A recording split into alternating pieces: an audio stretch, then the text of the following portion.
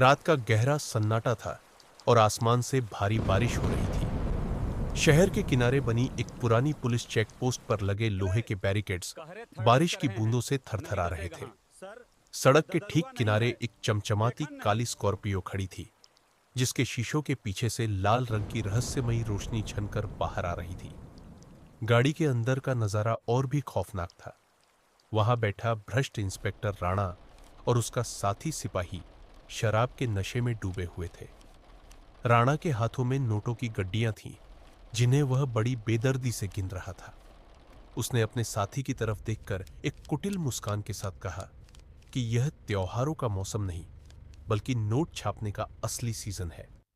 उसने आदेश दिया कि सड़क से गुजरने वाले हर ट्रक और रिक्शे से बप्पा का टैक्स वसूला जाए और जो भी विरोध करे उसे सीधे थाने की सलाखों के पीछे डाल दिया जाए। पूरे माहौल में डर और नफरत की गंध साफ महसूस की जा सकती थी। तभी बाहर सड़क पर शोर मचने लगा। पुलिस वाले बेगुनाह लोगों को रोककर उन्हें डरा धमका रहे थे। एक गरीब दूध वाले को सिर्फ इसलिए थप्पड़ जड़ दिया गया क्योंकि उसके पास रिश्वत देने के लिए पैसे नहीं थे। अपनी स्कॉर्पियो से उतरकर जब इंस्पेक्टर राणा बाहर आया तो उसकी गंदी वर्दी और उसकी आंखों में छिपा घमंड साफ झलक रहा था। वह लोगों की लाचारी और उनकी बेबसी को देखकर जोर जोर से हंस रहा था, जैसे उसे दूसरों के दर्द में मजा आ रहा। उसी समय एक ऑटो रिक्शा वहां आकर रुका। रिक्शे की पिछली सीट पर 25 साल की एक युवती भक्ति बैठी थी। उसने साधारण कपड़े पहने थे, लेकिन उसके चेहरे पर एक अजीब सा तेज था। उसने अपनी गोद में लाल कपड़े में लिपटी हुई भगवान गणेश की एक सुंदर मिट्टी की मूर्ति को बड़े प्यार से पकड़ रखा था। एक पुलिस वाले ने बदतमीजी से ऑल्टो का पर्दा खींचा Get out of the और vehicle भक्ति right को now. बाहर निकलने का हुक्म दिया।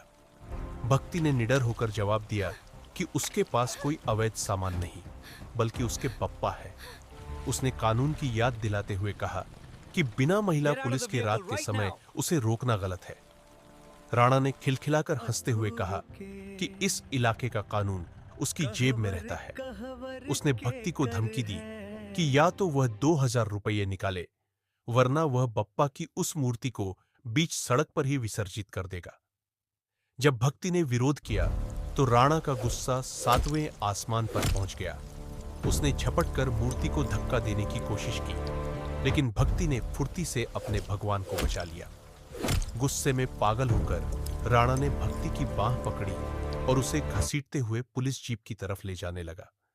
वहां कोई महिला पुलिसकर्मी मौजूद नहीं थी, फिर भी उसने कानून की धज्जियां उड़ाते हुए उसे जबरन जीप में ठूंस दिया। भक्ति की आंखों में कोई आंसू नहीं थे, बल्कि उनमें प्रतिशोध की एक ज्वालामुखी जैसी आग जल रही थी। उसने राणा की आंखों में आंखें डालकर कहा कि वर्दी की इज्जत करना सीख लो इंस्पेक्टर, क्योंकि जब असली वर्दी हिसाब मांगेगी तो तुम्हें खड़े होने की जगह भी नहीं मिलेगी। थाने के एक अंधेरे और सीलन भरे कोने में भक्ति को बिठाया गया था। राणा वहां भी अपनी दबंगई दिखाने से बाज नहीं आ रहा था और उसे झूठे केस में फंसाने की धमकी दे रहा था। लेकिन भक्ति के चेहरे पर एक शांत मुस्कान थी। उसने धीमे स्वर में कहा कि उसने अपने पप्पा से न्याय मांगा है और वह न्याय अब आने ही वाला है। अचानक दूर से सेना के भारी ट्रकों के सायरन और बूटों की धमक सुनाई देने लगी। थाने की दीवारें उस गूंज से कांपने लगी। तभी थाने का मजबूत लकड़ी का दरवाजा एक जोरदार धमाके के साथ खुला। पूरी आर्मी बटालियन हथियारों के साथ अंदर दाखिल हुई, जिसकी अगुवाई एक कर्नल कर रहे थे। पल भर में ही पूरा थाना फौज के कब्जे में था।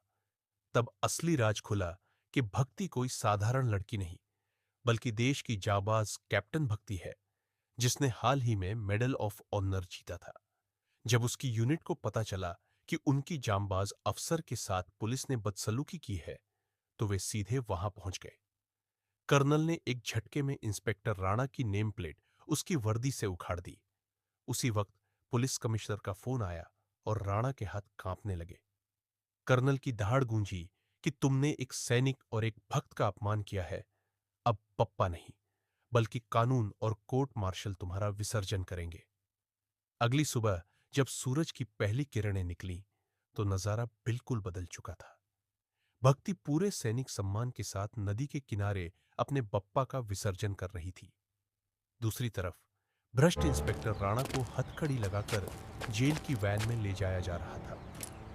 हवाओं में एक ही संदेश गूंज रहा था कि अधर्म और अहंकार की दीवारें चाहे कितनी भी ऊंची क्यों न हो, सत्य के एक शंखनाद से वे ताश के पत्तों की